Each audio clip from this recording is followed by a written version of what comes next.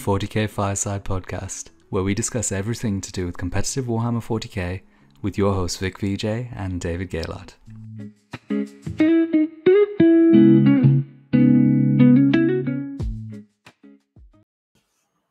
There we go.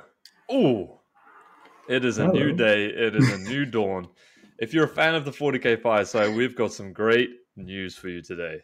Apologize, it's been a little bit since we've done a video, and quite a lot of stuff has happened in the game.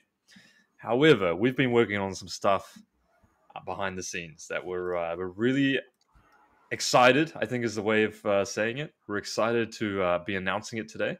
Vik and I have been chatting about this topic for a while privately, and we've been working with some creative artists. You would have noticed that the intro has been redone. We're taking things to a bit more of a professional level. And without further ado, we're going to go straight into some housekeeping before today's episode. But it's nice to have you here, Vik. We're back again.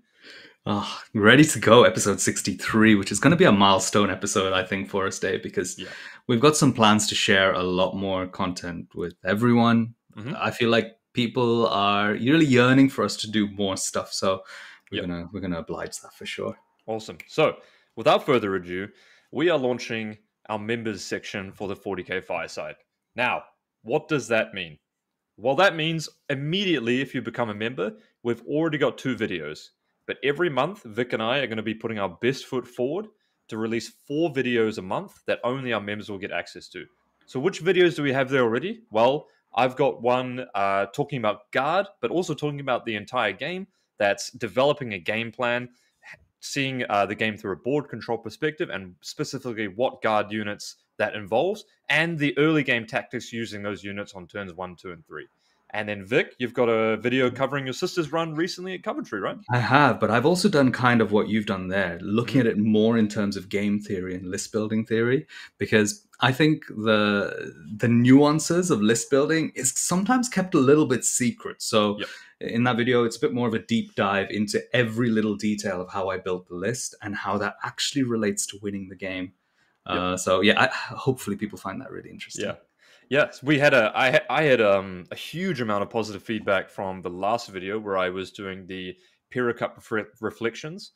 If you enjoyed that style of content, you'll be getting it from Vik and myself. We are aiming to do all of our members section videos on a presentation basis, where we're really trying to take the focus away from what we see at the highest upper, whatever echelons of competitive formats.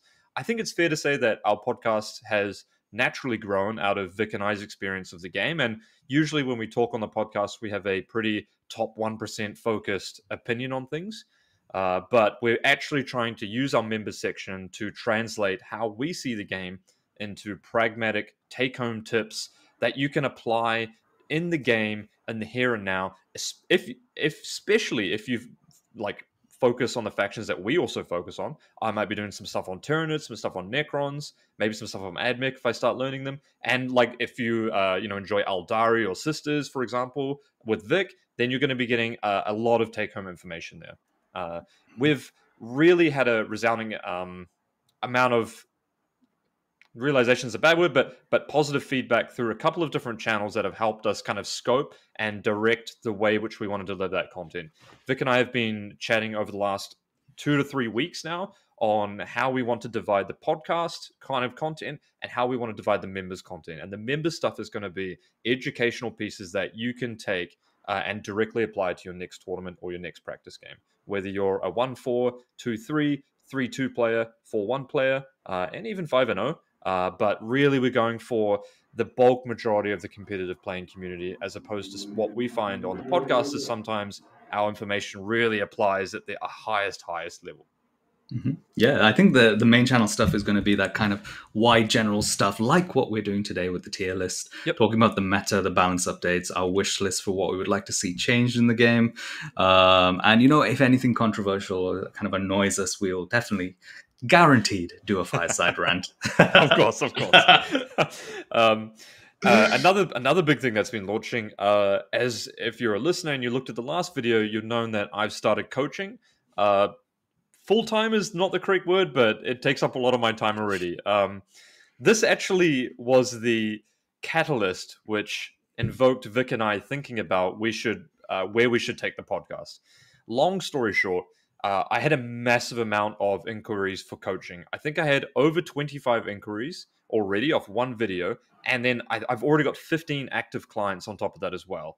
Now, coaching has been a really interesting way for me to understand the community better, I think. That's the best way to put it, because it's helped me realize and understand the type of things which players struggle with from all levels. And I coach players that are, 1-4 level all the way up to WTC level, World Hammer World Champs level. And it's helped me understand what some of the core problems are, what some of the common mistakes that players make. And that's really what's kind of driving us into making the members content as well. But lo and behold, I really want to say we've actually had some people, well, a lot of people reach out and have said, hey, we've listened to the podcast for 2 years. I've listened to the podcast since its inception, for example, one person that I'm coaching. And, stuff like that is obviously really heartwarming for Vik and I. It makes us really value the effort that we put in. And at the same time, when we're doing it for a paid membership, we're going to be taking that value and making sure we're giving a lot of value for money when or if you do join the membership.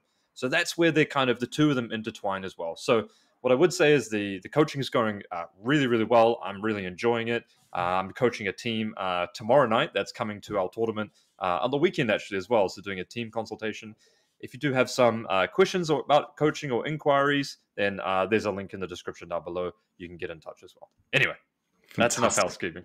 Awesome. So just with the coaching, just in case people check, I am unfortunately not doing coaching, but we do have our Discord channel set up. We'll have the link in the description below to join that.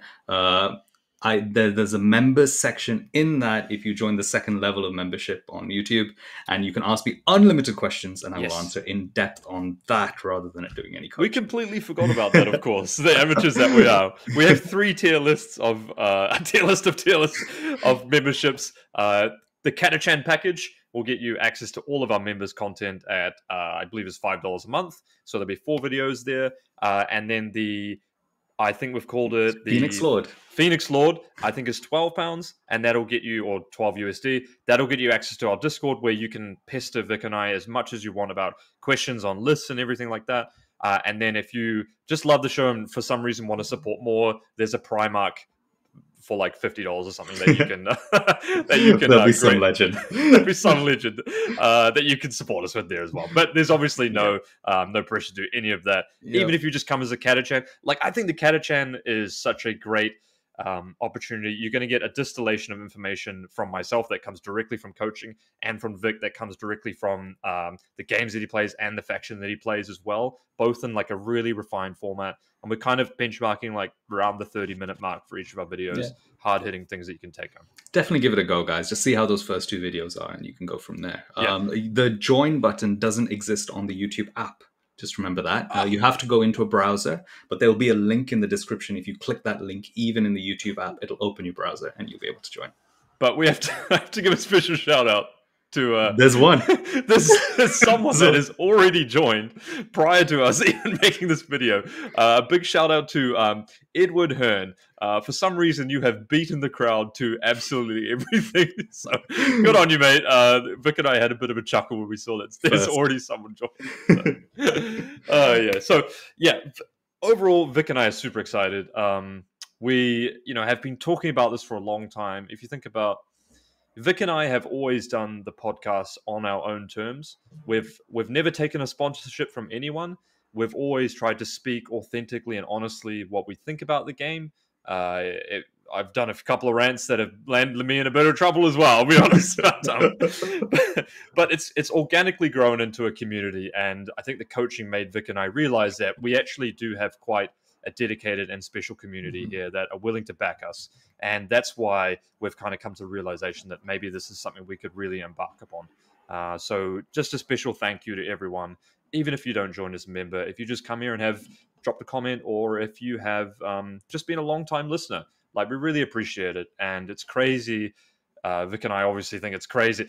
To be honest with you, I thought I'd probably get like 2 clients to coach, and I've already had to turn people away. So we're kind of always constantly surprised, aren't we, Vik, at like how engaged the community is when we have extremely low expectations, I think. 100%.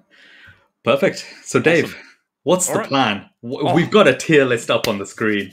Here we go yeah. again. Here we go. We're gonna milk some of these I think views. we've let this marinate, haven't we? Yeah. We've both been to a tournament since the updates happened. Yep. We've heard people talking. So this isn't an initial take now. Hmm. This is a considered take. Hmm. And I There we think this go. is going to be very interesting to see where things end up. For sure. There is, as we always mention, an internal reflection of our conversations, which happen in Team Ignite, of course, as well. Lo and behold, I am usually on one end of those conversations. Definitely at the moment. I think for the past year, I think I've been on one end Yeah. of those conversations.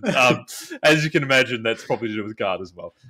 So without further ado, let's jump into it. We've got a couple of principal guidelines here that it's important. And like the theme of today, what we're going with is some take-home information which you can apply kind of directly to a tournament. So when we're doing our tier list here, we're doing it with regards to what will give you a good performance in a tournament, expecting that you will hit a good representation of meta armies along the way. So for S tier, our definition is no losing matchups. Obviously, you can lose with an S tier army. For B tier, we've got almost no bad matchups. For A tier is almost no bad matchups. For B tier is multiple bad matchups. For C, bad versus the top of the game, and B and D, we've got very few good matchups. So that's kind of our overall context towards things. Nice. How we go? That's Cool. good. So this is singles, isn't it? This is This singles. is singles. Yep. Competitive level of play. Yep. And thinking Sounds about cool. the faction versus everything. All right, cool. Where do we start, Dave? Where do we start? Well, let's start with the bottom and go with Imperial Knights. I've gotten in so much trouble talking about Knights recently. Oh my god! There was apparently someone that went 5-0 with Knights. So yeah, it can happen. No, there's been a lot of success with Knights. It's kind of suspicious, to be honest. Oh, those suspicious Knight players. No, it's out there, and Knights have been doing surprisingly, strangely well, winning tournaments. Yes. Compared to their actual win rate, which is very low. So what do you think? My gut inclination is to put them in C tier with bad versus top of the meta. And I don't think they're in D tier. I don't think we're going to get to it, but my suspicion is there's not many armies in the game that only have a few good matchups. Yeah. What do you think? I personally think that most armies have the answers to deal with Knights now in the current form that they are, which is usually like one big knight and lots of little knights. I think pretty much every army on this list can build a list to play effectively against Knights. So I would argue if anything in this list is going to be D tier, it's going to be Imperial Knights. Okay. I'm happy with it. I agree. But what I would caveat that with is just because someone can skew towards them doesn't, of course, mean they will. Correct. So there is a time and a place for them. If we get to a heavy infantry meta, or obviously at the moment we have Guard, which is a dominant reason to play a lot of anti-tank. Knights could come back in at the time and a place. No, this meta is not good for it. We've got like big Necron stuff. We've got lots of sisters vehicles. We've got Guard. We're unlikely to find ourselves in a situation where there isn't enough anti-tank in the meta at the moment. Yep, I agree as well.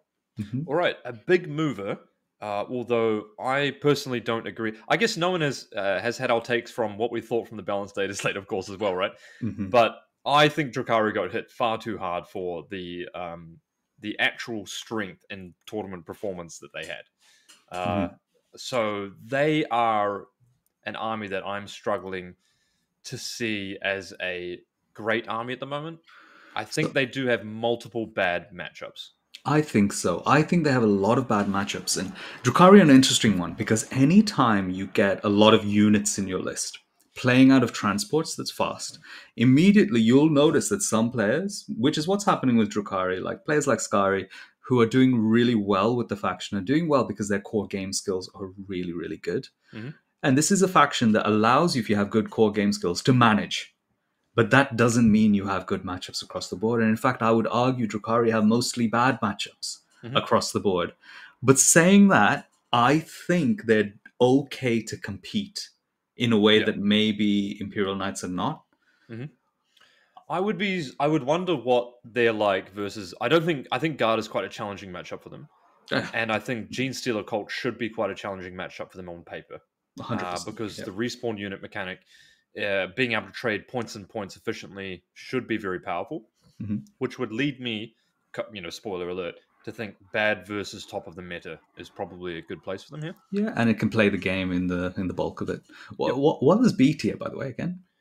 B tier, yeah, sorry about that. B tier is multiple bad matchups. And Whereas C tier is bad versus the top of the meta. yeah. So I think thinking about it from a tournament perspective, you can have multiple bad matchups, but they might be bad versus like C and D tier. Whereas if you're bad against the top of the meta for a tournament perspective, it's a little bit harder to make that justification, right? Got it. So this is like bad against S and A tier kind of thing. Exactly, yeah. Cool. Okay, well, yeah. In terms of power level, I think C is a good point for them. Nice. Alrighty. Oof, next one. This is a tough one to rank. Let's go to Orcs. Oh, man. I think Orcs are quite good. I'm not going to lie. Do you think so? What makes you say that? I think Orcs are quite good, actually. I'm very surprised that no one started picking them up and playing them more, actually. For a singles perspective, right? Yep. Let's look across all terrain formats. What would you say makes them good? Because I struggle to understand it. I think Orcs are quite good against Guard, believe it or not. I can see that. Because with the Aquilon nerf, Guard actually has now, for one of the first times, actually has a very large hole in its list design, I think. The Aquilons filled a hole temporarily where Bulgrin did that far too efficiently. But now, you are quite vulnerable to these very heavy, on-the-foot, advance and charge melee armies, I think. I think that would be a worrying position for me. So let's say, right, in my head, I'm thinking about it as a Guard player. It's not as easy, like 10 Aquilons, rapid ingress, block, job done. But is it not also really good to just do 10 Catachans advancing out with move out of a Chimera and creating a line and then leaving 6 inches? Yeah, you can't advance out with move, so you can only ever move 9 out of the Chimera, because when you jump out with the Officer, it orders it at the end of the phase. So you can only ever move in advance. So it's 9 plus D6. Plus D6, got it. Granted, is not, awful, but at the same time, they don't necessarily have a reason to disembark after that, or as like on top of that as well. And people also play big mechs, so they can actually just move across that move block, right? Yes, move but not charge, right? Right. So you can disembark your Catachans in front of your existing models, and they can't charge into it. Mind you, they could just charge and consolidate and tag most of your army at that point, which is not great. Or if they run some number of burner boys or flash kits, they can kill your screen as well, because your screen's already deployed before they actually move. Yeah, it has to be a very forward screen, like with big space between the rest of your army. So I completely agree with you. Big mechs are a great counter to that, obviously, right? And that's why Brian ran them at LGT as well, right? Yeah. I could see Orcs being somewhere around the bottom of A tier, personally. Oh, spicy. Yep. Okay. All right. I mean, I would put them more personally in B tier. Okay. I think, sure, they may be good against Guard. Now that Guard can't rapid ingress the Aquilons 3, fine, they've got a matchup. And I think Guard has opened up a weakness against melee pressure armies. Yep. And important statistic here is that Guard is the most popular faction right now. Yeah. So, that's a big advantage to have going into a tournament, right? Yeah, and it's very interesting that there are a lot of armies that maybe don't like playing against melee pressure. I'll give it to you, Dave. Let's do A. We can put them in the A. They might be the bottom of A, and then we'll look at afterwards, see what other armies we put in there. Obviously, it's hard to do a tier list, like knowing all the answers beforehand as well. We did also promise Brian, if he went 5-0 at LGT, we would put Orcs in A tier. So this is for you, Brian. It's up there. He didn't just go 5-0. He went 7-0. I genuinely think they're good. Look, I tell you what, if we get, oh man, I'm unsure what number we should put on this, but if we get 2 Primarchs subscribe, I will take Orcs to a GT. I've said it here on the podcast. I will borrow Brian's army if he lets me and take Orcs to a GT. Oh no. Okay. I'm selling out already. Oh, great. No. I might have landed in it right there, but we'll see how it goes. You know what we need, Dave? Actually, looking at this, are you able to reorder this list? Can you put Eldar and Sisters to the top? Yeah, okay. We can go through there right Not Eldar and Sisters, sorry. Guard and Sisters. And yes, GSC. If you want to chat about them now, if you want. I think if we get the top of the meta in, it'll help us do the rest of these armies here. Cool. All right. You can do your take on Guard. On Guard. I've heard it enough times. So yeah, they're pretty fair and balanced, to be honest. So,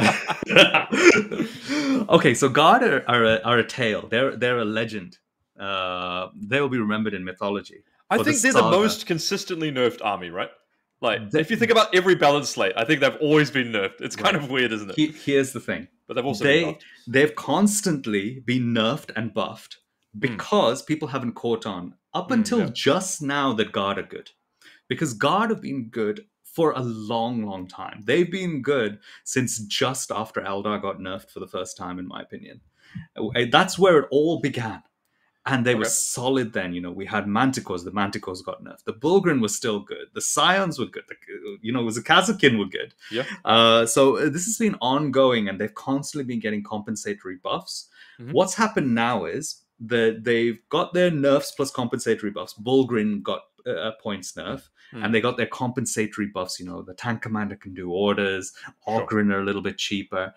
And importantly, they still have the Scions, but they also got the Tempestus Aquilons thrown in there. Mhm. Yeah.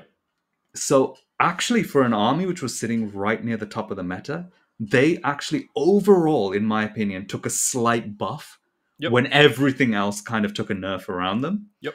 Which created a little bit of differential. And I think Guards sit there right at the top of the game with before this, they had very few real bad matchups. Now they have very, very few real bad matchups. And to differentiate, okay, let's do a little bit of differentiation here, because there's one key difference here that's obviously changed, right?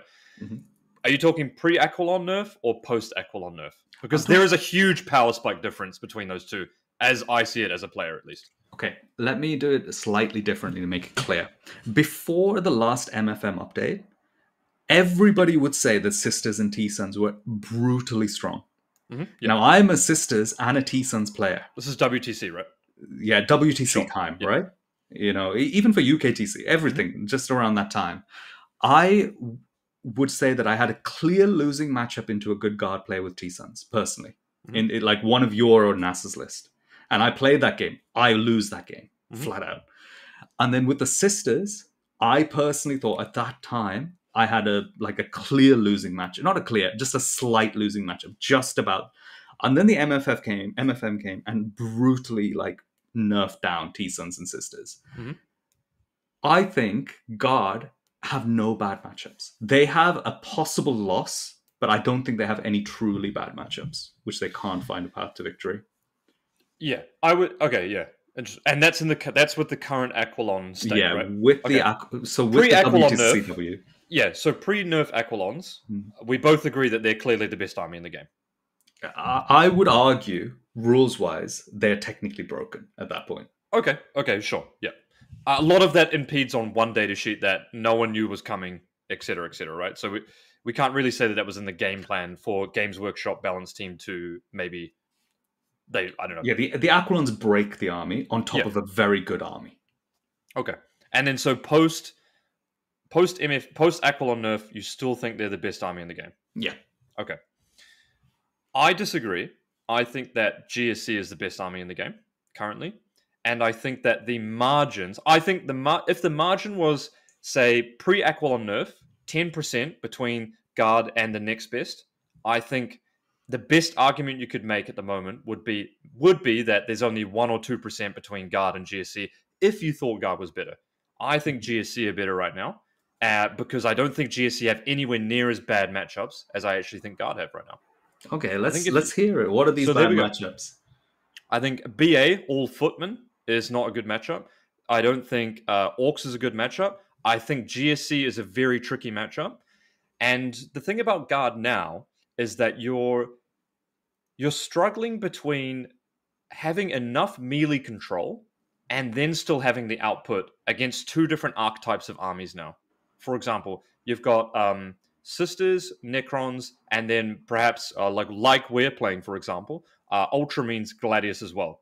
And I think our Ultramarines Gladius has got a pretty decent game into Guard, depending on the board. But once again, if you want to be good against Ultramarines Gladius, your list is different from if you want to try and survive against GSC, Orcs, Blood Angels, stuff like that as well. Whereas previously Guard had a good suite against every single one of those armies. Bulgrin being the classic one where if you played 18 Bulgrin, it was good against the shooting army, and it was good against Orcs and covered all your melee bases at the same time. I could see some players saying Admech even has a good game against Guard.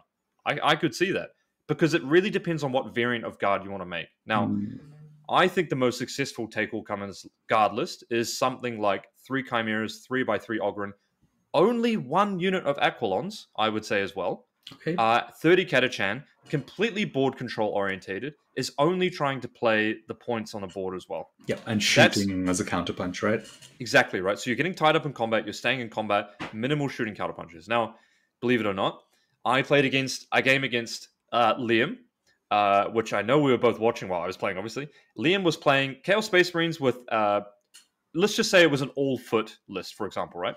He was playing Raiders, and I lost that game. I lost that game going first, and I lose that game a lot more if I go second as well. That's a really good example of Guard not having the features that it used to previously have. Now, there were some map differences there that my list wasn't really done well for the map. It was the first time we were playing that map. But I think that example just shows like where some of the very obvious flaws in the army now are. And I think post Aquilon nerf, once players, now that Guard is at the top, they're at the top where people are going to go, yeah, I'm going to tick against Guard. That, in addition to the Aquilon nerf and a lack of any real melee capabilities now. Now, I played 6 Bulgrin in my list for Take All Comers.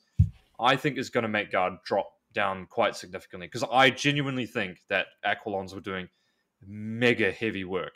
Like, they were incredibly broken. Like, if you want to block a move, then boom, block it off. And then your opponent has to screen the rapid ingress to be on the objective. So not only could you count block charges, you could then force your opponent to have to cover objectives, which then you just shoot them. So it's the fact that it got you primary, whilst also being flexibly able to hit your opponent's army, whilst also flexibly being able to charge your army. Yeah. 2 of those are now completely shut off, which were the most important aspects of that unit. Believe it or not, Aquilons don't do that much damage. Like, people are always like, oh, they've killed all these guys. Like, no. Like, I don't know how many times I've shot that unit. It does killed like 3 battle sisters. I'm like, yeah, fucking great.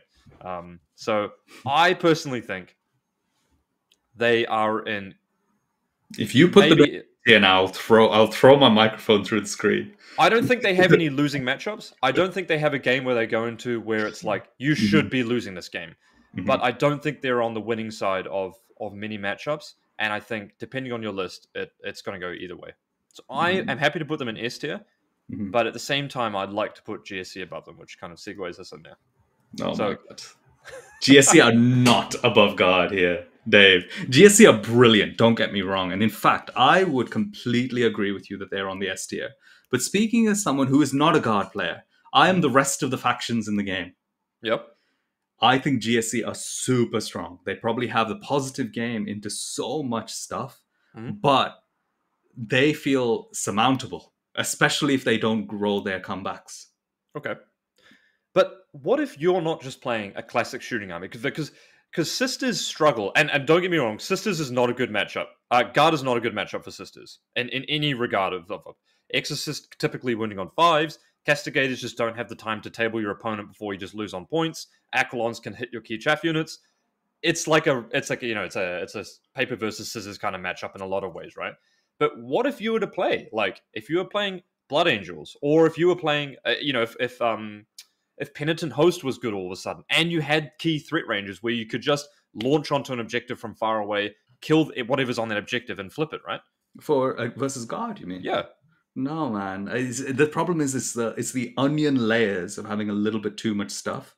I will get through the first layer of stuff with no problem at all, but I will not survive the attrition to get through with the second layer of stuff, and I'll lose the game.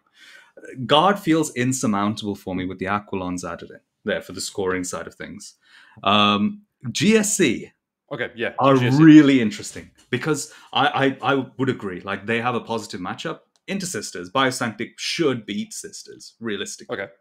But there is a world where all of these even my Eldar, there is a world where my Eldar can play against that Biosanctic list by me screening and surviving two rounds of the nonsense running at me. I think the game plan is much more positive for a lot more armies against Biosanctic than it is versus Guard. But it's not much. And I completely agree with you that GSC are on the top of the game. Yep. But GSC have the advantage of having quite a good game into Guard, I would say. Which is... Surely that's like a 50-50. I don't know. What I would say is on equal player skill, on truly equal player skill, I think GSC will win 60% of the games there. Hmm. GSC not only have A, they're a stupid army right now, but B, they have an extremely clear and direct game plan that actually, if your opponent doesn't play extremely well, all of a sudden you have a lot of easy charges from Deep Strike on top of that as well. Not to mention, they also have 6-inch Consolidate strat, which is one of Guard's worst nightmares. Sure, I get that. But looking at it from a consistency perspective, I think that Guard are much more consistent going through a Okay. tournament because of their army rules at the moment. The GSC have a bit of swinginess inbuilt in them that can Sure. drastically change how the game is played. Okay. My last point I'm going to make is that none of the statistics show that Guard is stronger than GSC. I don't care. It has showed that Guard has been like a mediocre army for the last 12 months. And we all know that is not the case. Okay, we'll put Guard and GSC there. If you want to put him behind, I'll live with that. But I'm going to say it right now. People can quote me on this. Now that Aquilons are nerfed and whatever happens in December, I think we'll drastically drop Guard off the radar. That's just me. I think we're going to, because a lot of players I think a lot of players actually flocked to Guard with Aquilons being put in the game. I think that's a typical type of unit where people go, oh, that's really, really strong. I'm going to jump on Guard now and play that. And you did see that a little bit, actually. You saw that quite a bit. People that have never played Guard or, never really stuck with it through the times where it was maybe a little bit less powerful, have jumped on and playing it. And I think that's happened with a lot of armies. That's going to make the win rate go up. I think over the next month and a half, the win rate of Guard is going to go right up until that balance update. Outrageous! Every week it's going to go up by a little bit. Just watch. Outrageous. Okay, I disagree. Let's get on to Sisters. Where are we at here for singles? For singles is a tricky one. Because Sisters have they're a good army. They're absolutely good. Like the Miracle Dice mechanic will make even anything amazingly good. It's very, very strong mechanic. So Sisters are not a bad army. But I think Sisters have some vulnerability even in their even in the medium level. There's a lot of times that Sisters can just feel like I have nothing. I have no stuff. Yep. And even though maybe I'm killing you a little bit, once I lose 1 or 2 assets, I have no redundancy in my list, and I'm going to lose on points because I just can't handle the attrition. Saying that, there's a big mistake in the balancing update where Exorcists weren't increased in cost. So Exorcists are still an incredibly powerful tool and the only real viable indirect in the game at the moment. And running 3 of them immediately makes you good in teams. Yep. But in singles, it's very hard to take it all the way through to a win. And we've progressively seen Sisters do worse and worse every week. Yep, for sure. And the worrying thing was when we went to like the big tournaments like Coventry, and then we looked at Cali Cup, Sisters, top players were just losing with Sisters all the way through the early rounds. I think in Cali Cup, round 2, every single Sisters player had lost a game. Right, yeah. So there's a little bit of an issue there for singles, and I think it's not being well understood by the community because it's kind of easy to say the Sisters are really, really broken. I think a lot of people consider them in the S tier. I would still consider them as an A tier army, personally, and I would put them above Orcs. I think they are. I think they are still a really good army. But you need to play more kind of techie, very carefully nuanced lists. Like, for example, the list I took to Coventry with Hallowed Martyrs. That is an incredibly technical list to play, but it means that you always have an out in every single game, and you're not just relying on 3 Castigators and 3 Exorcists to take you out. Yeah. So, yeah, that's a good one, guys. If you want to deep dive into a single Sisters list, that's a good video to check on the membership side. Nice. So, A tier? I'm happy with that. I think so. Do you think below Orcs? Oh, yeah, sorry. I mean, that's okay. That's all right. It's really hard to get the nuance between all these like little things here. What I would say is I think the margins here are smaller than they've ever possibly been. That's what I think. I think that the margin on Guard, I think, is a lot lower than what, for example, people on our team think it is. And I think it's exaggerated how much difference there is there. Personally, because it's actually not very often that you find equal player skill matchups in a lot of the games that you identify and whatnot like that as well. So I would say the margin and power level between the D, C, B, and A is going to be relatively small here. But I think compared to the last update, I think the gap between A and S is a little bit larger now. Larger than T-Suns and T Sisters. Suns. No, come on. T-Suns are just literally obliterating everyone off the board in Yeah, like 4 that's turns. true. I think it's no. People have a problem with T Suns. Literally, just stand behind a wall, guys. Just stop running at them. Stand behind a wall and wait. They will put a 300-point unit in front of you eventually. Put a little beast there. All right, another army you've got a lot of experience with. Craftworlds, Eldari. What are we looking like? So close to greatness, Dave. Yeah. So close to greatness. The balance update is brilliant, I think, for Eldar. It's done really nicely. What's the GSC matchup for Eldari like, you think? Question mark. Questionable. Question mark, questionable. Eldar want to run a very heavy MSU list, but they struggle a little bit because there's still a lot of 3-inch deep strike, stuff in the game that is very viable. Necrons, anything 3-inch deep strike immediately shreds that. But then, if you put them in transports, they suddenly lose to exorcists. And then if you put them in transports, they also become horrendously expensive. But they do have a build that can play GSC, I think. I think Hyper MSU is actually quite good into the GSC build. They have high volume of shots across an Hyper MSU list that can probably survive the attrition of GSC.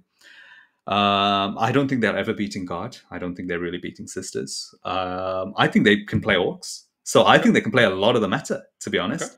And I think it's just the meta is hostile to them trying to win tournaments. So I think they will have incredibly bad stats at the moment, but I don't think they're a bad army, personally. But they are kind of bad versus the top of the meta, right?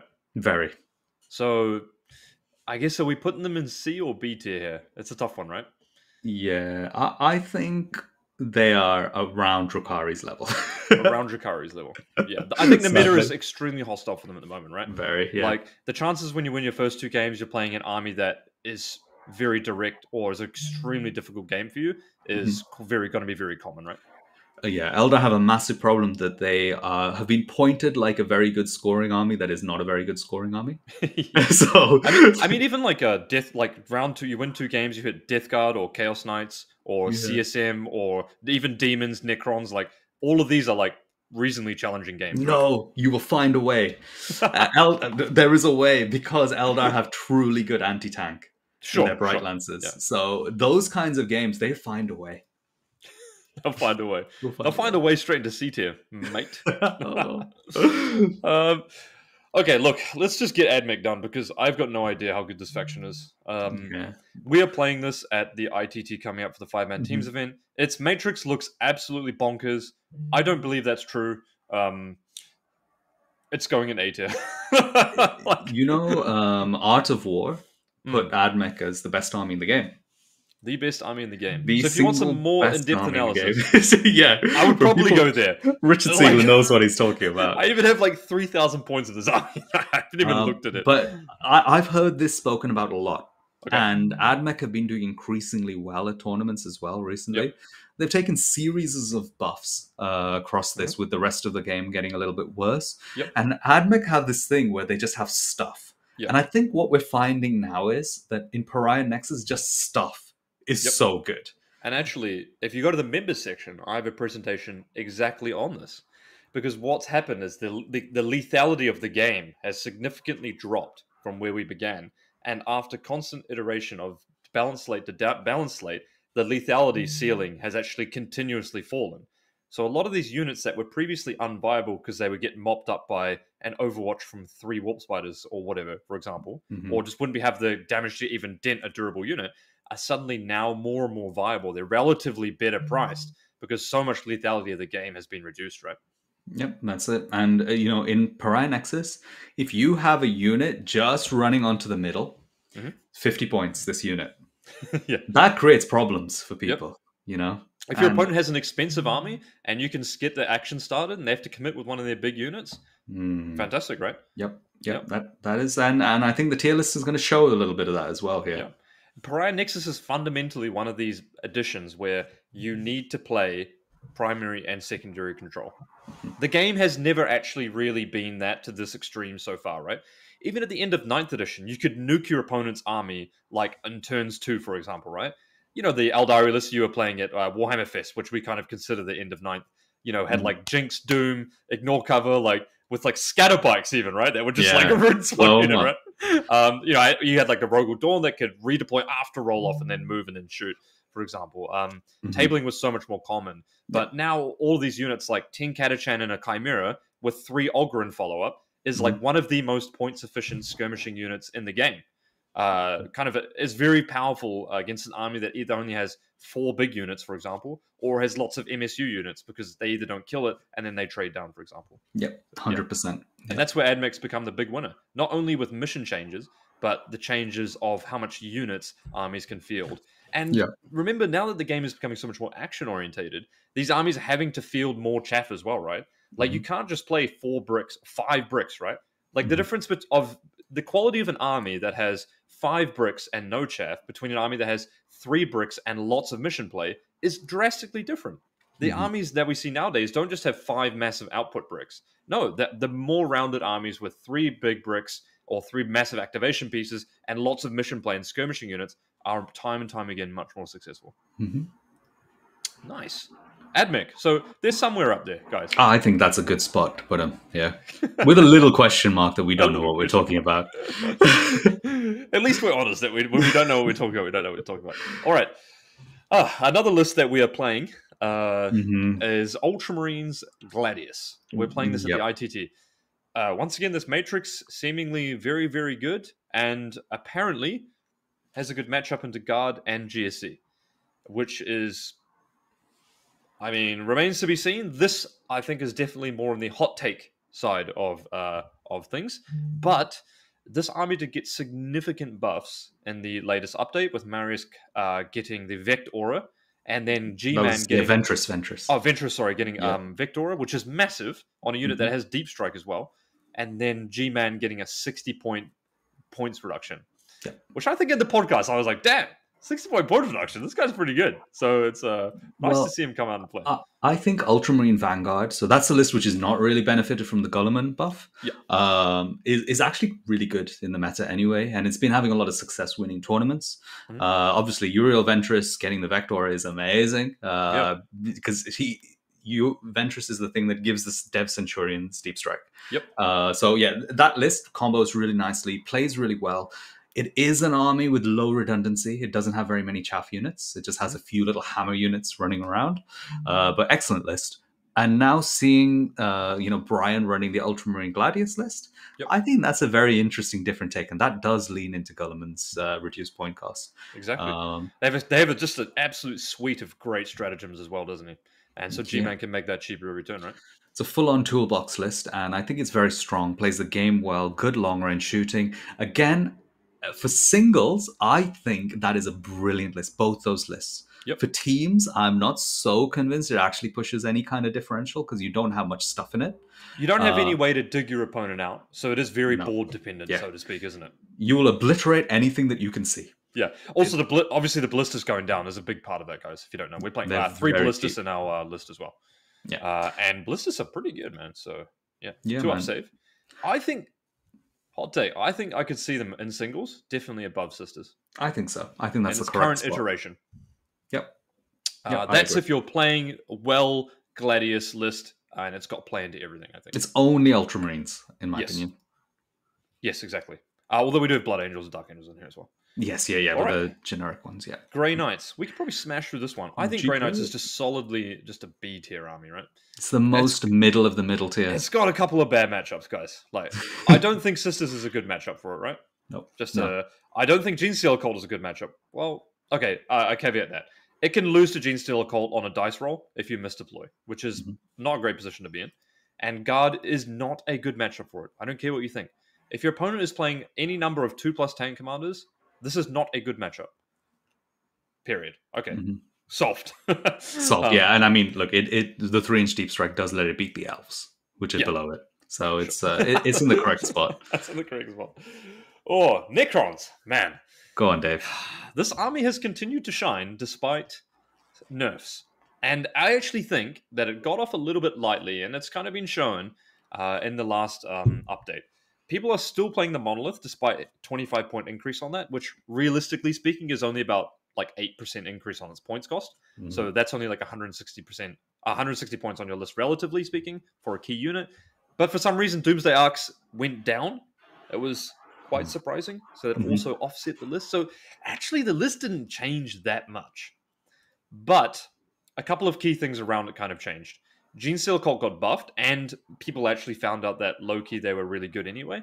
And I don't think the Biosantic build is really the position that it wants to play into. Nope. You have a limited number of infiltrates if you're playing one, where you probably are in this meta. And then realistically speaking, if you go second into GSC, you're probably locked in your deployment zone for a very long time, which is a tough position to be in now that secret missions have also been nerfed, which would previously be the catch-up mechanic that army would probably employ. So, having said that, though, I do think Necrons are quite good. I definitely think that Necrons are better than Sisters, for example. I think they've got more play into a wider part of the meta, and their game plan exploits player mistakes a lot better than Sisters does, for example, right? Mm-hmm. Do I think they're better than Ultramarines Gladius? I think that they are, but I will caveat that with Ultramarines Gladius hasn't really had the time to simmer, so we need to kind of see some of the results come in there. Mm-hmm. So I personally think that Necrons are somewhere around here in the A tier, for example. Yeah, I can see that. I think that's a very fair spot to put them. Now, Nice. yeah, this is going to be interesting to see where the rest ends up because we might have to jiggle some stuff around here, man. Yes, of course. Create some separation. Alrighty. Blood Angels, do you want to chat through these guys? BA, yeah, BA are a really cool army. I remember seeing Brian was playing around a lot with Blood Angels. He's taking them to a tournament, and it's very interesting to see the difference that happens with their actual output going down a little bit, but their reach increasing because they have advance and charge. Yeah. Very, very interesting, and I actually think they're fairly good. Yep. I don't know if I'd say they're very strong, but they're definitely fairly good. They have a couple of bad matchups, don't they? I think they have a classic bad matchup into stuff that's good into melee. Yeah. I think the GSC matchup is pretty bad. Oh, yeah? Do you think they just can't keep up? The attrition levels are absolutely enormous. Basically you're playing with 3 aberrant bricks, which you should, sometimes get 2 to 1, 2 back. Then you've got 3 Gene Stealer units, which you should get between those 5. You should get maybe an average of 2 to 3 back.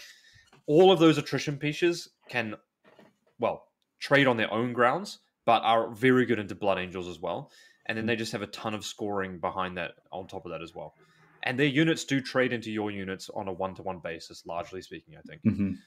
And given that you're likely to hit that is very, very tough. I know Brian played that at Coventry as well and had a really tough time there. So what do you think, Dave? Where would they end up in this? I think Guard is a bit tricky for them as well. If you're playing the Chimera firing dig oriented build with 6 Bulgrim backup, I think that the trading skirmishing game in the mid board can be a bit tough for them there. And I don't necessarily think that Necrons is a good matchup for them either, potentially. What do you think about Sisters? Is Necrons not a good matchup for them? I don't know. It depends on the board layouts, but the Doomsday Arcs, if you're playing, can oftentimes get angles. And the Monolith, can get angles as well. Like, are they outright killing these units that they previously I think did? they are. I think Blood Angels absolutely smack Necrons off the board. Well, some of these Necron lists are playing like 1 Transcendent and 1 Nightbringer, though. Okay, I think the -1 damage. I think if we asked Brian, he'd be really happy to play Necrons. Yeah. Okay. These kinds of elitish kind of armies that you would be happy to trade into with your big expensive melee units. Yeah. I think that's exactly what Blood Angels want to go. They want to go into Sisters and Necrons, and even into Gladius and go punch them in the face. What they don't want to deal with is GSC, Guard, and Admech just swarming. Probably is not even good either. Yeah. I feel like they're going to be like top of B range, personally. Top of B range, yeah, that's fair. They're definitely better than Grey Knights, and we could fill this out later on as well. Yeah. Are Orcs better than them? I feel like Orcs are better than them, personally. But okay. We'll see. We'll see. But I have a feeling we're going to end up dropping Orcs and Sisters down a tier here. There's too many matchups turning up. Thousand Suns. They're still pretty good. Yeah, I want to hear your take before I go in on this. I think the meta has become a lot more hostile towards them, for sure. people are fielding more anti-tank too, which is very good against the previous playstyle, which the 3 beast kind of playstyle that was kind of dominant at, or the multi-beast playstyle was kind of dominant at WTC. 3-inch deep striking Aquilons is a problem. Admech would be a problem because they can start the game, field multiple units, and then still out OC you on top of that. I think Guard is not a great matchup for them, but on a skill difference, I think you can definitely win that one, maybe.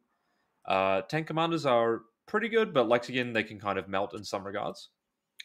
GSC, I would be surprised if many T-Suns players did well against GSC, mainly because they have a huge infiltrate threat on top of, if you basically go first and you've infiltrated a significant amount, the chances that you win already are very, very high, I think.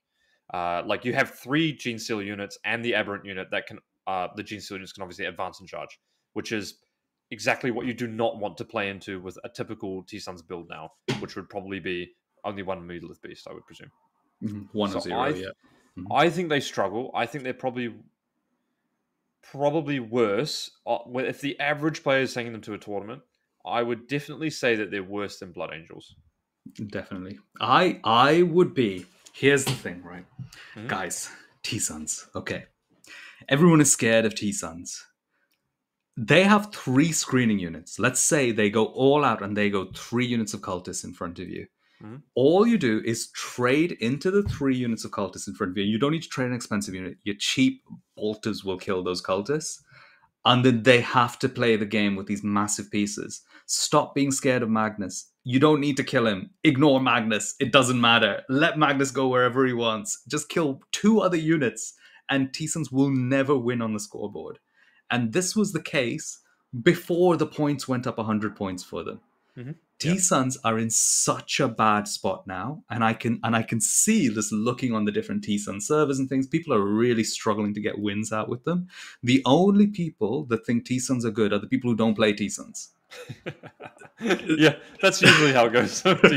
So, hands down, the most misunderstood army, like for sure. They can do before they could do everything, as in they could do everything, but they can only do some of it. Now they actually, can really only do a handful of things. You are not double doom bolting.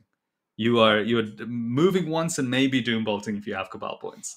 Yeah. They are a proper C tier army, in my opinion. Yeah. I mean, before you could get 3 Megalith Beasts and 19 Cabal, so you could full combo with 3 Beasts. Like that was full power level. You're firing indirectly. Yeah, well, yeah, of course. That was the best part usually. You think they're in C tier? I think they're in C tier. You got to trade into the chaff, hide behind a wall. T-Suns will never win a game. I think I could see you doing better if you take Eldari than Thousand Suns. Oh, I will with the kind of Falcon based Eldar builds, I will shred T-Suns with the melee involved in the list. There is no T-Suns player because if you understand how T-Suns work, they have so many fundamental weaknesses at the moment. Yeah. Well, unironically now, if you go first with Striking Scorpions and you actually hit a Rubik squad, you're already in a great spot as well. So 65 points just traded into almost 300, Let's skip ahead and go to another army you've played a lot and has been very prominent in our team, of course, with Liam playing them. CSM. I was very surprised to see CSM. Well, no, I was not surprised to see CSM get points reductions after they got winning. Points buffs. Yes. I was not surprised to see them get points buffs after winning LGT because there's something in the back of my head that goes, oh, they'll probably buff the LGT winning army. And in my opinion, I would just not buff the army that wins one of the hardest tournaments and largest tournaments in the world. That's just me, guys. But, we all have our, ways of doing things. I think this army is actually very, very strong at the moment. I agree. And I think there's lots of different builds, actually. I know we were having this debate, of course, in our team chat, veterans or raiders. And then I was like, no, veterans are really good. And then lost to Liam playing raiders in a very close game. And, the reality is that both builds are really, really powerful, actually. And it kind of depends on your play style and your terrain format on how to take advantage of that. And there's so many different builds as well. Like, you could play a myriad of different units and different combinations of transports and tanks and characters. And, like, it's super good. Like, even, like, the CSM gunline list is still good. Like, that's arguably the weakest I variant think of that's it. the weakest, yeah. But it's still a good build. Like, you know what I mean? Like, maybe not in singles, but in teams, that's still a threat, that build still, right? But for singles, the melee-based builds, and there's like 3 of them there, Yeah. 3 different detachments you could do. Mhm. I think they're all very good. They play fundamental 40k extremely well. Yep. I think CSM are set in such a good position here that if they dodge another set of any kind of negative changes to them, Whew. they'll be in a very good spot here. And I already think they sit quite high on A tier.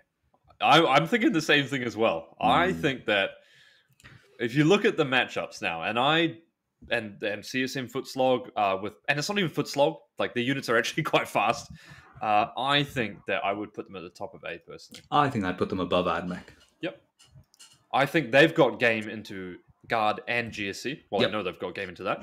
And by the way, this is like me playing against Liam with our actual serious lists. Given on a different table, is pretty representative of, I think, how it would go, at the top levels. And I don't think there was, like, either of us made a huge amount of mistakes. We were playing a map that my build wasn't really tailored for, but that's how it goes sometimes, right? This is an incredibly weird one because I'm just like, each one we talk about, I'm thinking about sisters. Yeah. And it's so extreme. It's like with CSM, I actually feel really confident with sisters into CSM because you like kill their transports early, and then you can play the game slowly from there. The castigators line up really well, but guard have no way of digging them out. That's a huge problem. Yeah. But then there are every other army here looks bad for sisters, except it's like either really good or really bad. It's very mixed. It's hard to tell where they actually end up in this. But CSM, I think that is the spot. Don't worry, when I had those 3 manticores, I enjoyed playing them as well. Get fucked. That's hilarious. Okay. Right, we've got some remaining factions here. I'm going to ask you a question. Mm-hmm. Who is if you could pick one faction from here, now I'm going to steal something a client said to me. Who is your sleeper faction from who you think would be the best rising star out of these factions? Yeah, I'm going to hate myself for this because I troll everyone about this, but I think Death Guard. Fuck me! I was going to pick Death Guard as well. Like, out of these, I think Death Guard is the one that is not being explored properly because they have pretty good points drop on Deathstrike Terminators, and Mortarion is nuts now for the points. Mortarion's like the best Primarch. Maybe G-Man, but you could argue he's the best Primarch. Are they good though? I think they're pretty good, man. I think you could argue in a singles lineup that Death Guard could be higher than Sisters for sure.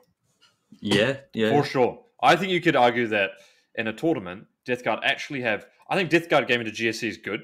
Mm-hmm. They're typically very strong against infantry-based lists. And I actually think the game against Guard is actually nowhere near as bad as anyone would typically think on paper. I understand that obviously, like, Lehman Russes can be a reasonable amount of problem for them, but they do have the Battle Force, Battle Shock mechanic. They do have good OC, so I think there's definitely a game there. I saw at Kelly Cup a Guard player losing to Death Guard as well, playing a very good list. Admech, is that really like a problem for Death Guard? I don't know. Should be good on paper, right? Like, very infantry based. Move blocking would be an issue for sure, though. So, are they above Necrons?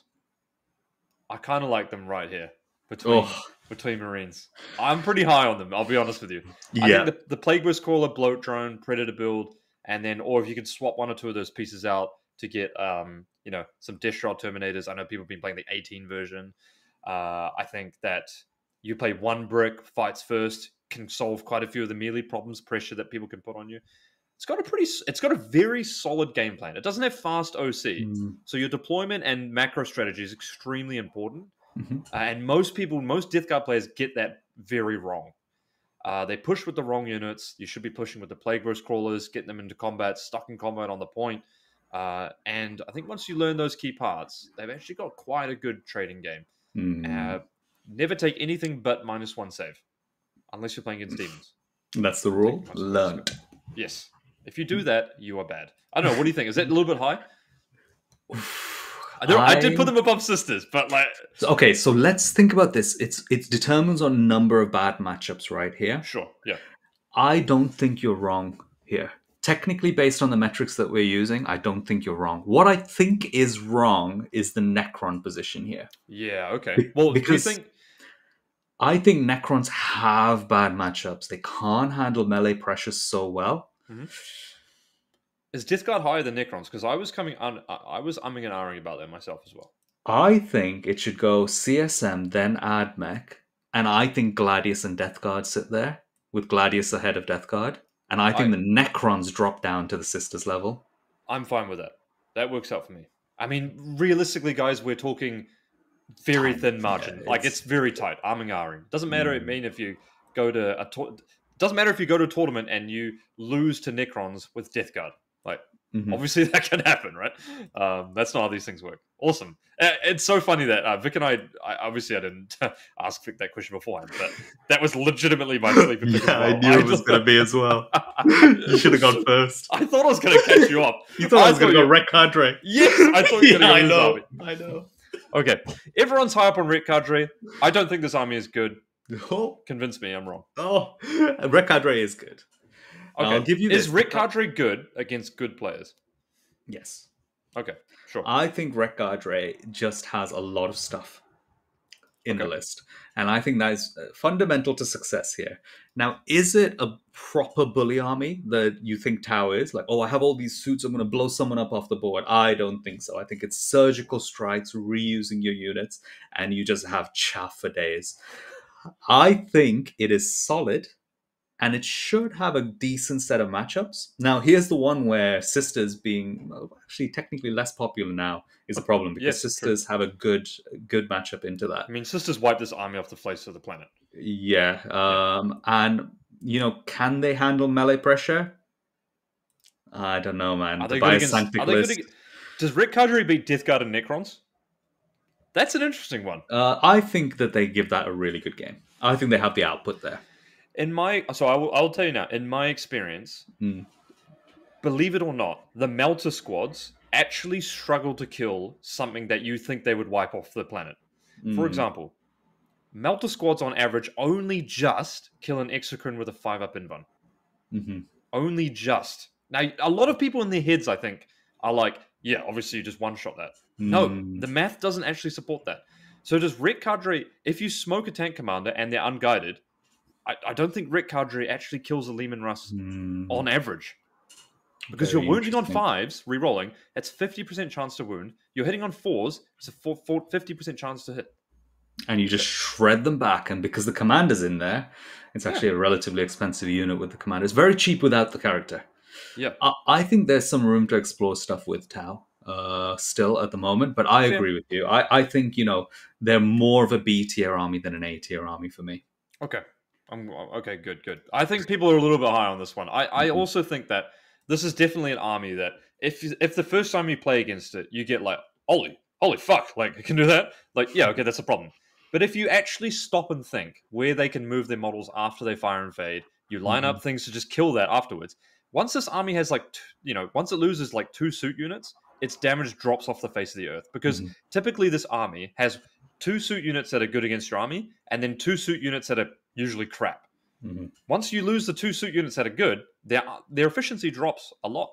If you're playing lots of tanks, okay, the 2 Sunforge units or whatever they're called, the melters that reroll against Sunforge, monsters. Yeah, once they're dead, their go turn is like almost insignificant. And they have they almost have no access to fall back and shoot as well, really surprisingly. It's one of the suits, yeah. Yeah, it's interesting. It'll be interesting to see how it goes. I'll be interested to see if anyone WCW plays them, because I think when you look at the strats, you think these are great, but actually their vehicles, they fire and fade. Do they actually get that far? If your opponent spends time actually just mapping stuff out, be like, yeah, I'm just going to put like my Chimera in front of my tank commander, so you can't get 3 inches in front of it, and then you're not melter range. You're like, this is interesting. I would just can't wait to see the comments on this. We've got to get our Reddit post up as well, because this is going to be so interesting. What was I going to say? Did we mean to put Blood Angels below GK or above GK? Above GK. Yes. Yeah. I think Blood Angels are better than Ret Cadre. Yeah, get them in there. I'm just putting it out there. Yeah, I like that order. Chaos Demons. This one has been like a bit weird, right? Have you? I was just about to ask if you ever lost again. I got destroyed. But you know what? A lot of people have said that matchup is a little fiddly. You know, it's fiddly. Yeah. It's fiddly.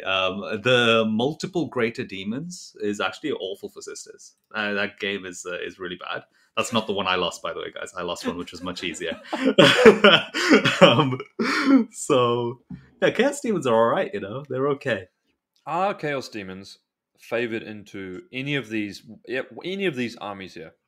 No, they're I don't think they're favored into orcs. I don't. Are Chaos Demons favored into any of the armies before Grey Knights? I no. genuinely don't think so in my head. I think they're a bottom of C tier army. Oh no, mate! I think they're definitely better than Eldari. No, my Eldar. I think they're definitely better. Like the No, tournament performance is better the for the average craft player. world weeps. Ugh. The thing is, they do have a very direct game plan strategy, right? Mhm. Playing Greater Demons, the play patterns are admittedly pretty similar every game, right? So you can really focus on identifying where your opponent has made mistakes, which I think is where this army gets a lot of equity from, right? Mhm. As you maybe have experienced. Um, and that's from a pilot perspective, there is a lot of forgivingness in there, right? Mhm. But it's definitely an army that falls off at the higher levels when you play against armies that have like Guard, for example, right? Mhm. Awful matchup for them. If they tag you in combat and you fail to fall back, you just chuck some more stuff at them and then they're still in combat on their turn. Mhm. Or you just shoot their monster anyway. So, yeah. Mhm. Okay. We've missed out one thing here, I've realized halfway through, but we'll put it in afterwards. Mhm. Chaos Knights? Chaos Knights are. I don't think they're that bad, actually. Do you not? Do you not think they're a C tier army? Do you think they're better than a C tier army? Yeah, I do, actually. I actually think Chaos Knights are better than Grey Knights, personally. Yeah. Okay. And I think most of the Chaos Knight players out there, and I'm sorry if this offends you, do not play this army the correct way. I watched Fred. You I run all watched. of them, right? You run all of them forward. Yeah. No, that is not what you do. And in the members section, you can learn about that. No, run them all forward. I watched Fred Otto, who's a very strong German player, play at Pyro Cup and did very well with Chaos Knights. And I looked at his pairings. He didn't get anything really exceptional, like, whatever. The board had quite a big impact on how his army performed. He smashed Typhus as well on Sisters. And yeah, I think this army is actually a little bit better than Grey Knights right now. Oh, And yeah. I Okay. actually think the caveat here as well, actually, is that when you're playing one of these armies, like, even if you're playing Guard, Chaos Knights isn't exactly like the most straightforward matchup. You're kind of like, man, Demon Breast Spears are really good into me. They've got Havoc launchers and they've got chain cannons. Like, they've got a lot of stuff. And if you have a whiff turn, you can be in trouble a little bit. GSC, they've got Battle Shock plus a huge amount of volume, good OC. Admech, they can obviously get locked in their deployment zone to some degree, so that's not fantastic. Mhm. Some of the armies I think they struggled against are like, definitely like something Necrony, Death Guard, I think could be solid into them. Yeah, and then stuff like Blood Angels, obviously Ret Cadre would probably good into them, but at the same time, can you split fire Ret Cadre against them? Well, maybe not, right? Man, I don't know. I think a lot of these top armies should technically do well into them. The interesting thing about Chaos Knights is I think they're actually quite a good teams army. Yeah. Because they can play and hold for an okay score, but I don't know if that translates to wins in singles, man. What I will say is there is. Now, I apologize if I offend anyone when I say this as well, but there is no breakout star Chaos Knight player in the UK. I don't think, right? No one I really don't think uses Chaos Knights. It's not a popular faction in the UK, to say the least. Yeah. So, a little bit of a caveat there. But yeah, we've got Jay. He always does well. He always goes X and 1, at least. Fair. But I did, when I went to Pyro Cup, I saw that Fred submitted Chaos Knights, and I thought that's actually something I really want to see. Just me personally, I was like, I really want to see how he does on that, because he's played it for a long time, and there's people like Dick that play with the Netherlands that seemingly do significantly better than everyone else. So there's clearly something going on there. All right. Fair. Smash through it. Space Wolves? Space Wolves, very good. Better than Sisters, for sure, right? I think so. I think they're up there. I think the melee pressure armies are good at the moment. They're good, all right. I think Space Wolves are good. Wolfen are a pretty good data sheet. Or Wolf Jail if you're playing teams, which I don't know why, but no one took to the ITT, so thanks for that. Phew. They're not good on UKTC, to be fair. Really? Yeah, the movement pathways are awful. I still think they're good. On teams, I think they're good. I would have taken them. But, what are we looking like here? The thing is, it does have tango into a lot of these matchups, right? Like you can imagine Admech just like kind of bowls over, for example. If it's got good staging, it can play into Gladius. Death Guard, I think, is definitely a rough matchup in my head. Interesting. Necrons, I could see it having the pressure to overcome that. Mhm. So, and Gene Stealer Cult probably is not a good matchup in the melee sense, I think but they should Guard be I think ahead is of playable. Necrons. Okay, I'm absolutely fine with that. I think they're a proper take all comers army. All right, Custodies, really quick. Custodies are you know what? I think they're in C tier. They're better than Eldari, do you think? No, stop it. Stop it. I think they're worse than T-Suns as well. Okay. Yeah. Dark Angels. Dark Angels. What is the Dark Yeah. Angels build? Let's Now, just assume 15 Deathwing Knights, 1 to 2 Vindicators. I think this is one of the most overrated armies personally. Yes. Dark Angels. I think they were not as good as people were saying. No. I think they're very terrain dependent though as well. On UKTC, they're horrible. Yeah. On WTC, I think they were very, very good. Mm. So quite terrain dependent. If you can 1-inch off them and they have to foot slog through the middle of the board while getting shot to get objectives, they're terrible. Yeah. But it's only WTC format that lets you get around the 1 inch away from a wall, right? This is true, but GW format also has like a lot of these broken like half ruins where you can just like where being 1 inch off the wall is practically like only a 1-inch blocker, for example. Yeah, makes sense. Okay, what I are think we people doing? have got a lot of experience playing against them as well. What were we missing, Dave? Oh, we're missing one that I've been playing a bit actually. For some reason, it didn't get uploaded when I put my. It's things okay. in. They're still in the Hive Fleet. Don't worry about it. Oh, you picked it up. Nice. Don't worry about Tyranids. Tyranids, man. Oh, Tyranids are an interesting one. They are fundamentally a pretty fair army. Tyranids. So, a couple of builds that I like and I have been testing. I think Crusher Stampede's a very good teams list, and I'm shocked that a lot of the other teams at ITT weren't taking Crusher Stampede. I thought all the other teams that we weren't playing them because I wasn't playing Tyranids for our team. I thought that every other team would have taken them. And in fact, in our team comp, we could have taken Myson on guard, me on Crusher as well. That would have been perfectly fine. I think they're really good in teams. And now for singles, I am a fan of the Synaptic Nexus build. I've been playing 2 Morlocks in that. 3 Exo, Maleceptor, Warcrant, and then like a combination of like 30 Hormagaunts, 1 Gene Steals and stuff like that. I think that build is actually quite good and has play into a lot of different matchups. The Morlock package is a little bit hit and miss, but at the same time is kind of difficult for some armies to play around because you can Mortal Grenade strat, it's got Lone Op stuff. I don't think they're better. If I were to play them and another top player on any of these armies was playing them, I'm not convinced that they're better than Space Wolves. And I'm not convinced that I could win against Liam on CSM consistently with them. So I think I would put them around where Space Wolves are. And they're definitely better than Sisters, I think. And I think they're definitely better than... I think they're better than Necrons as well. Yeah. Yes. It's a tough one. It is a tough one. I'm not so convinced in singles, to be honest. That's a tough one. Well, we don't even have an icon for them. Yeah. Their Sisters matchup is not good. I'm not going to try and, bullshit that one. You can just kill the Exocrines off the board with indirect, Castigators grade into everything there. That's not a good matchup. Don't get me wrong. But they do have lots of play into stuff like GSC. They've got plenty of play. Maleceptors have a -1 to hit aura is really nice. Guard, they have a decent amount of battle shock play. And they have they can kind of ring objectives. I'm not going to say it's a great matchup. And then all these other kind of fear-based armies, they do have a well-rounded suite of like fallback and charge, rapid ingress, mortal wound sort of thing as well. So... Okay, so they sit in that area, it's kind of lower A tier. Yeah, lower A tier. Yeah. Do I think they're better than Orcs? Well, I don't think they're better than Sisters.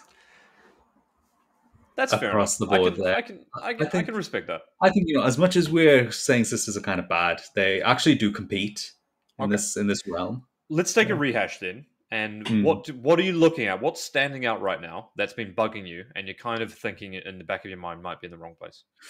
Ooh, I am a little unsure whether the bottom three of A tier are actually A tier or top of B tier. Hmm. I think Necrons are going to continue to perform well, and their build is very direct and is known and explored. Mm. So I think that they're doing well here. I think. Mhm. I hot take. I think you could put CSM in S tier. No, no, I don't think they're quite there yet. I don't think so. I don't think they haven't quite had all the stars aligned for them yet. But Okay. the stars are aligning, and the dark gods are smiling. It's tough. You know, unless we move a lot of the stuff down, it's really hard to differentiate the room in here, isn't it? No, I think actually this is fine. I think this gives a good indication of where we think things are. I'm a little perturbed by orcs being there, but I feel like we have no choice because of Brian winning, well, coming second in Mate, LGT. 2 Primarchs, I will take them. If 2 Primarchs, and if I can borrow No. Brian's army, I will play them. And look, as someone who's never played orcs, I will play them. I'm pretty sure they're good, man. Like, I'm not convinced. I'm gonna go first every game anyway, so it'll be fun. I think we leave them as they are. What do you think? Is it just the CSM you think are on the cusp of S tier? No, because here's what I want to do. I want to break up the A tier a little bit, and one of Mm. my ways of doing that is putting CSM into S tier, like it would be here, right? And then at the same time, maybe bringing one of these down, for example. I don't think CSM sit at S tier. Not in this meta. Okay, that's fair. I think so. I think we're potentially even being a little generous putting them right there, but that is the correct place. Okay, I think they're quite powerful. After being on the losing side of them twice now, Yeah, they're good. good. They're very good. There we go. All right, we're gonna pop to an interlude. So enjoy this little interlude music.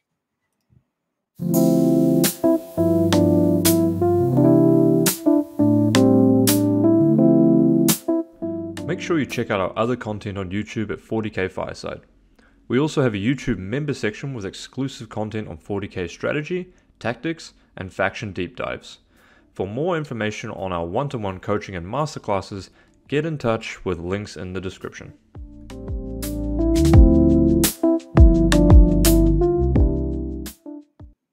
Dude, I totally forgot we were going to do some masterclasses as well. That's awesome. Yeah. That's eventually, we'll definitely. Yeah, eventually. That's like kind of on our roadmap for doing the coaching stuff as well. Like, because coaching is obviously not like scalable one to many people. But if you've got an idea about what a masterclass would be cool, maybe drop a like or comment down below or something like that. We've got a few ideas, so yeah. Okay, cool. In this section, we're going to pick like 1, 2, or 3 armies between each, and we're going to go through what we would like to see in the December update. Now, Vic, December update, as I understand, is only points, right? No, points and rules. It's the actual balance. Oh, it's points and rules. Yeah, because I thought it was only rules. We just had points, right? Now we have points and rules. Wow. Oh, yeah. Points as well. Yeah. Oh. Oof, man. I'm putting some of my equivalents back on the shelf there. Oh, you're in trouble, mate. I'm only playing 10 for this tournament. Then you won't be too bad, mate. That'll be fine. That'll be fine. All right. I'll do guard really quick. Okay. Aquilons, if they lose grenade keyword as well, and they've already lost rapid ingress, at 110 points, I will play 0 units. At 100, I will play 1. That is my opinion, and I'm not elaborating any more on it.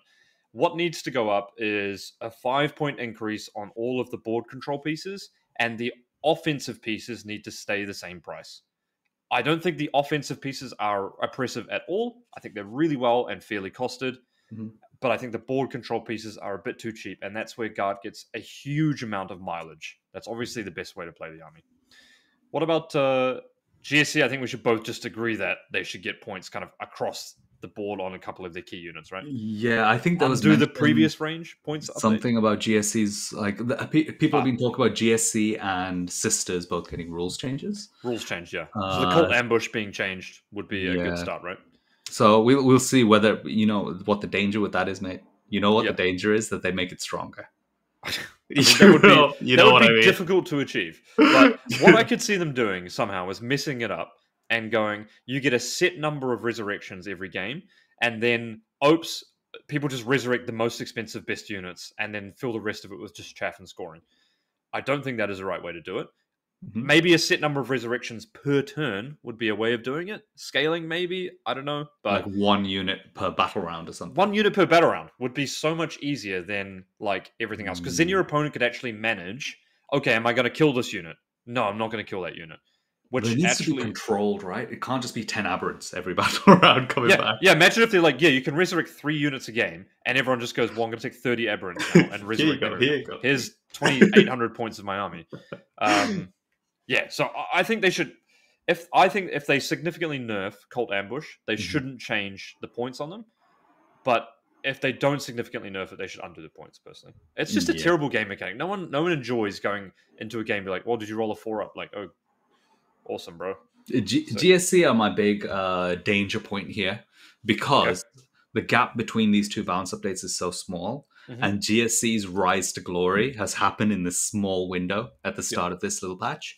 But they were good before the patch. Just They to were be good. 100% clear. but under the radar good. Right, exactly. Yeah. Mm. We saw people obviously like Innes Wilson doing very, very well with them.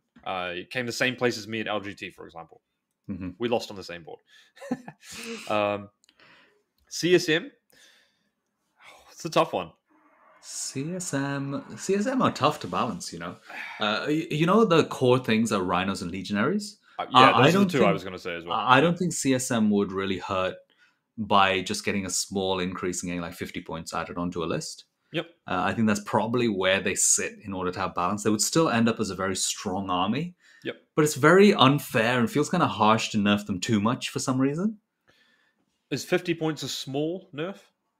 50 points would just tap them on the edge, right? It's Okay. it's adjusting units rather than dropping units at that point. I agree. Like 50 points for me is what I would consider small. So Mm. I think that seems about right. On specifically some of the cheaper trading pieces like Legionaries and Rhinos, like the core Mhm. staple parts. Maybe even like the Predator or something like that, right? That they Mhm. always seem to field, for example. But having said that, CSM do play a very combined arms regiment style game. Mhm. So they play all aspects of the game, which I think is a really fun way to play Warhammer as well, right? Yeah, they're cool. They're Yeah. really cool. They're not like doing something that's like, oh, they've got this super sick drop you and then nuke your unit thing, right? Like, no, they're Yeah. just like, yeah, I've got good shooting, good combat, and access to advanced charge. Do you want to pick the next faction? What faction are you going to go for? I'm kind of okay there, if I'm being honest. Yeah, well, I'll just talk about sisters then. Yeah, so I was going to suggest maybe go with sisters. Yeah, because I've got a few of my factions on here, so I'll Yep. go for sisters is a really interesting one because it's very clear the approach here was like let's jack up the points on everything, Yeah. because we can't change rules. But I can just feel that there is some yearning to change this miracle dice rule, and lots of people are talking about it. It's a shit rule, right? Like It's bad. It's bad, as in it's too free. You see how the Yeah. Eldar one is? It's situationally good here and there. after the first two rounds, you have more miracle dice than the Eldar player has fate dice. Which, by the way, FYI, I think fate dice should be reverted. I think they should get 12 again. That's just me. Yeah, they should start with more, right? Yeah. But yeah, let's see what happens with Miracle Dice. But I have a feeling, you see where we've rated sisters and we've like put down, oh, they have all these bad matchups. Yeah. But as a community, people think sisters are extremely broken. They think they're really, really strong, like oppressively strong. That's what happens when you play 3 indirect pieces. Well, no, just, yeah. Overall, sisters, busted army. So I think it would generally go down very well in the community to absolutely nuke sisters here. And I think they are probably going to get obliterated here. They're in the firing line to get obliterated. Here's what I don't like is that I would love for them to make like Penitent Host good. And it's so easy to do that by just tapping a few units. So why don't they unlock that detachment, which is really cool, and fix Penitent Host? If they fix Penitent Host, so you could select each battle round, you don't have to select it, which is the easiest change to make in the world, by the way. That's like one sentence, and then they just put like Redemption, Repentia down, and then maybe some of the engines down. Like the engines are cool, I like them. Like, okay, cool. Now we've got an army, right? Yeah, It's like you could with about 30 minutes of work, you could unlock an army that people could enjoy and play. Yeah. Though there is danger, isn't there? Kind of over buffing things. Yes. And it's a weird one, and I think sisters are more likely to take all the hits now. Okay. Like I wouldn't even be surprised if they took rule hits and points hits again. And that is bad. That's going to be bad. That's Yeah, going to be bad. the historic triple nerf. Yeah. So we'll see. I mean, they'll get buffs again at some point if this does happen. But the stars have lined up so poorly, because if this timeline had happened where Exorcist took a points increase, I think sisters would be severely struggling right now in the meta. Yeah, I think, and they would get buffs. You could definitely see them below Tau, just above Chaos Knights. If Exorcists were like 200 points, right? Then I don't think they're that far off. Exactly what you said as well. And realistically, there's only one problematic unit at the moment, which is the Exorcist. Yeah, I would be a bit surprised if there was much change outside of the scope of that. To be fair, and I think that would be a mistake. I just think GSC's timeline and Sisters' timeline have both gone in opposite directions here. GSC, like this, right? Yeah. It's just lined up perfectly for them, just to completely dodge and come out of this with a buff. And Sisters, it's completely lined up for them to get nuked here. Yep. Oh, I would like to see, in Necrons, I would love to see Destroyer Cult units go down a little bit.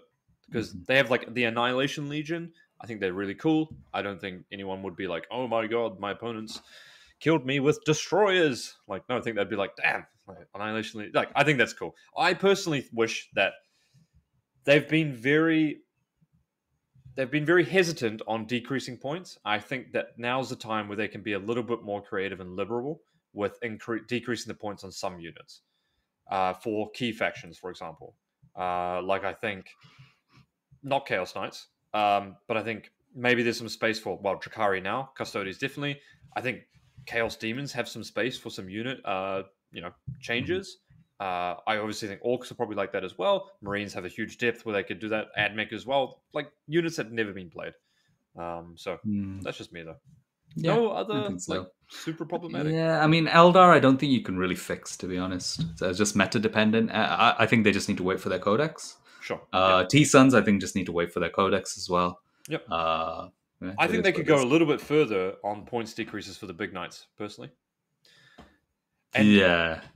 I'm also just realizing that we forgot Agents of the Imperium. Yeah, they're above everything. Above everything. I think there's some units that they could make cheaper for souping in. That's just me. Like the Vindicare Assassin. Like, bro, why is that 150 it's so expensive, points? Yeah. I think it's such a pile of donkey poo. I think they've done it quite well. Like, you think about some of the units, but you don't really, unless it's for fluffy reasons. Should kind of like be how like the kill team should be, to be honest. They should be pointed like that, Dave. Man, it kind of saddens me that you can't make the old Proteus kill teams as well, because I was genuinely looking at that for like the Aquilons are a kill team. That's what I meant. Oh, right. So that's what you meant. Yeah. I was thinking about Deathwatch. Yeah. Well, Aquilons, I don't know. They had about 3 weeks in the limelight, and then I think they're going to get rocketed off to the moon. I think so. So there you go. There we go, guys. That's kind of hopefully what we're looking for. Obviously, the game's in a really good state right now. It's fun, engaging Warhammer to play. And yeah, hopefully you've enjoyed this episode. Big little, 90-minute one here. We've released a ton of stuff. Once again, for the last time this episode, and also the outro, check out the middle section, which we're also launching. And once again, thank you for everyone. If you want to take a screenshot, grab it afterwards, because I'm going to make it the thumbnail that actually has Tyranids in it as well. Or I'm going to link that in the paste bin or somewhere. Tyranids is somewhere in A tier above Necrons, if you argue it. Yeah, there you go. Amazing, guys. Thank you very much for listening. And we'll see you next time. Peace.